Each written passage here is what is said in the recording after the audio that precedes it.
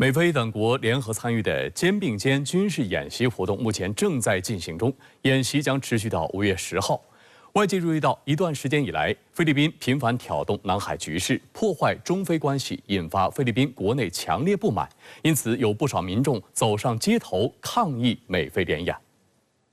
据报道，今年美菲肩并肩演习项目包括海上安全、空中和导弹防御、动态导弹打击、网络防御和信息作战等。参演的16700名军人中，包括11000名美军和5000名菲律宾士兵，另外还有约150名澳大利亚军事人员和约100名法国海军人员，包括日本、印度在内的14个国家则是派员担任观察员。肩并肩演习始于1991年，此前演习 针对的是菲律宾国内的恐怖分子，内容聚焦军事训练、军民合作以及人道救援计划。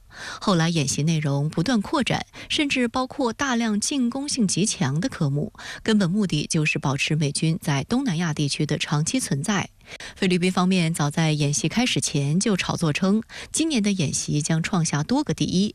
一方面，军演将在南海海域举行多边海上演习，这也是肩并肩军演启动以来首次在菲律宾领海以外的海域举行演习。此外，演习还将模拟夺回被敌对势力占领的岛屿等场景。 更值得注意的是，菲律宾频频在南海挑衅滋事的主力菲律宾海岸警卫队，今年也首次参加了肩并肩军演。This time we allotted 6 vessels from the Philippine Coast Guard. These are all Japanese-made vessels. Yung 97 meters, tsaka yung 4 na 44-meter vessels. 另一项引发菲律宾媒体关注的内容是，美菲确定将在5月8日在北伊罗戈省附近举行击沉演习，但双方选定的击沉目标却是退役的菲律宾海军补给舰卡里拉亚湖号。此举被解读为菲律宾不愿在南海对中国示弱。这艘补给舰由中国制造，此前由菲律宾国家石油公司使用，曾是中菲合作的见证。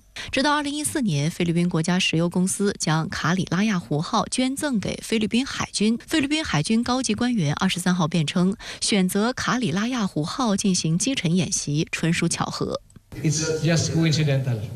It's not complicated. It's coincidental.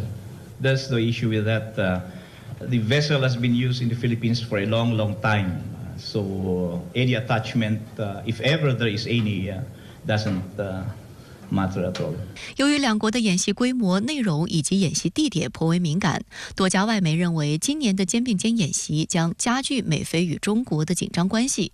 在菲律宾国内也有不少舆论反对强硬的军事对抗。